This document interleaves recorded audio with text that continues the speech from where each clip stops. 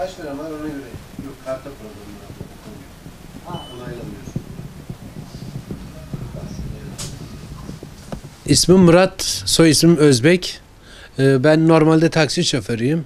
Kendime ait taksim olduğu için biraderimin dükkanına yardıma geldim. Normalde benim görevli olup da biradere yardım ederken polis memurları gelip kimlik istediler bizden. Biz de GBT sorgulaması için kimliğimizi verdik ama aylar sonra bize ceza geldi. Yani normalde taksicilerin muaf oluyordu sokağa çıkma yasasında. Bana ceza geldi. Yani nasıl geldiğini de bilmiyorum. Onun için yetkili mercilerden cezanın iptalini istiyoruz.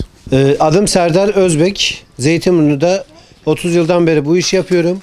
Pandemide temizlik yapıyorduk. O anda memur arkadaşlar bizden kimlik rica ettiler. Biz de kendilerine verdik. Cezanın gelmeyeceğini tahmin ediyorduk ama aylar sonra E-Devlet'ten cezanın geldiğini gördük. Bu cezanın iptalini rica ediyoruz. Çünkü zaten pandemide zor bir süreçte geçiyoruz. Eski işlerimiz yok. Yani zaten her şey çok pahalı. Bu cezanın iptalini üst düzeylerden iptalini istiyoruz. Yasak döneminde saat 9.30-10 civarıydı. Biz dükkanı temizleyip tam çıkıyorduk. O esnada polis geldi. Polis geldiği zaman da dükkan zaten kapalıydı. Kimlik istedi. Ben de kimliği verdim.